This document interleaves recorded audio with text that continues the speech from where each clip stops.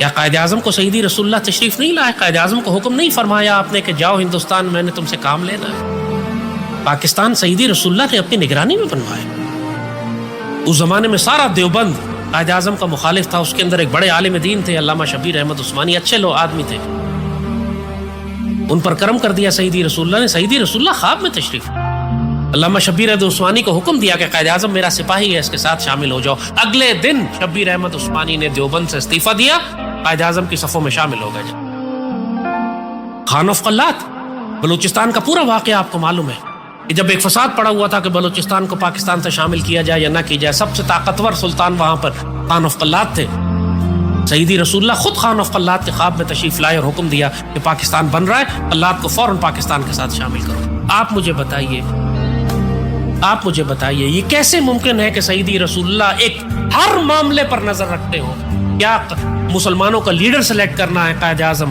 کس عالم دین کو دیوبند کے کفر سے نکال کر عالم اسلام کی خدمت کے لیے منتخب کرنا ہے؟ خان آف قلات کو، وہ جو سیکولر آدمی تھا بالکل، لیکن اس کو خواب میں زیارت کروائی چونکہ پاکستان کے مفاد کا معاملہ تھا، اس کے دل میں بات ڈالی، حکم دیا گیا اس کو براہ راست۔ خان آف قلات کے پوتے ٹیلی ویژن پر آ کر کھل کر اقرار کرتے ہیں کہ ہم اپنی مرضی سے بلوچستان میں شامل ہوئے کیونکہ ہم کو سیدی رسول اللہ نے حکم دیا تھا۔ کون مسلمان اس فیض کا انکار کر سکتا؟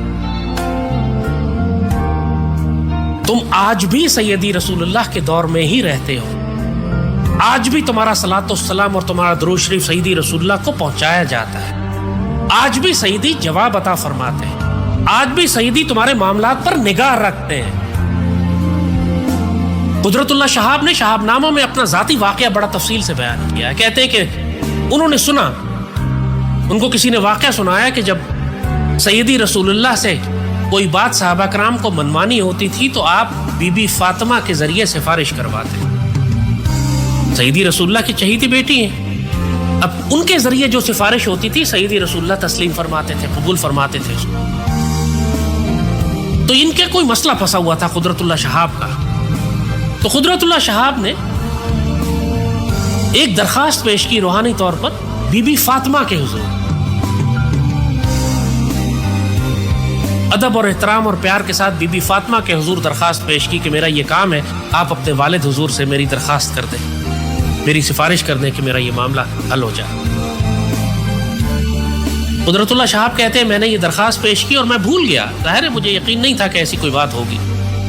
چند دنوں کے بعد کہتے ہیں میری بھابھی کا مجھے ہالینڈ سے فون آیا، ان کی بھابھی غیر مسلم کنورٹ مسلمان تھی، پہلے غیر مسلم تھی مسلمان ہو گئی، بڑی اچھی خاتون تھی، نیک تھی، تو وہ ان کا فون آیا قدرت اللہ شہاب کو کہ رات خواب میں میں نے بی بی فاطمہ کو دیکھا ہے، اور بی بی فاطمہ نے مجھ سے کہا کہ جا کے قدرت اللہ شہاب کو کہہ دو کہ جو درخواست تم نے مجھے دی تھی وہ میں نے سیدی رسول اللہ کے آگے رکھ۔ اللہ اکبر وللہ الحمد۔ مجھے یہ بتاؤ یہ کون سی دنیا ہے، یہ کون سا نظام ہے جو چل رہا ہے جہاں پہ اس طرح سے ایک روحانی دنیا کا پورا نظام جس میں سیدی رسول اللہ اور سیدی رسول اللہ کے ساتھ اہل بیت اور تمام آپ سے نسبت اور تعلق رکھنے والے لوگ، آپ جب اذان کی نماز بھی پڑھتے ہیں نا، اذان کے بعد کی دعا جو پڑھتے ہیں، آتی محمد الوسیلۃ الفضیلہ، یا اللہ سیدی رسول اللہ کو ہمارے لیے وسیلہ بنا ہے، سیدی کے وسیلے سے، سیدی کے پیاروں کے وسیلے سے۔ مدینے میں بارش نہیں ہو رہی تھی ایک مرتبہ، ایک اور موقع تھا حضرت عمر کے زمانہ تھا، تو سارے مسلمان جمع ہوئے نماز استسقاء کے لیے، بارش کے لیے دعا کرنے کے لیے، تو حضرت عمر نے حضرت عباس کا ہاتھ پکڑ لیا، حضور کے چچا تھے، حضرت عباس کا ہاتھ پکڑ لیا اور اللہ سے کہا مالک میں ان کے وسیلے سے آپ سے دعا کرتا ہوں۔ سیدی کے چچا تھے نا، سیدی کے خاندان سے تھے، سیدی کے پیارے تھے۔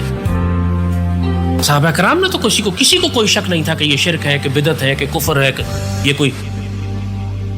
بی بی عائشہ سے پوچھا تو بی بی عائشہ نے فرمایا کہ سیدی رسول اللہ سے براہ راست بات کرو، اس لیے انہوں نے دیوار چھت پہ سوراخ کروا دیا، وہ سوراخ آج بھی قائم ہے،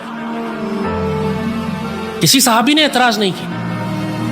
حضرت عمر کا وقت آیا تو آپ نے حضرت عباس کی مثال، دونوں باتیں دکھا دی کہ براہ راست سیدی رسول اللہ کے پاس جاؤ یا اہل بیت کے پاس جاؤ یا سیدی کے پیاروں کے پاس جاؤ، کسی کا وسیلہ اور سفارش تم استعمال کر لو، اللہ تمہارا کام کر دے گا انشاءاللہ۔ بی بی فاطمہ کا وسیلہ استعمال کرو، حضرت عباس کا وسیلہ استعمال کرو. یہ تو میں آپ کو مثالیں بزرگوں کی دے رہا ہوں جو کتابوں میں لکھی ہوئی ہیں، ہزاروں ہیں. ہم ریکمینڈ کریں گے کہ یہ کتاب پڑھیں آپ، زیارت النبی بحالت بیداری، اور زیارت النبی اور سیرت النبی بعد از وصال النبی.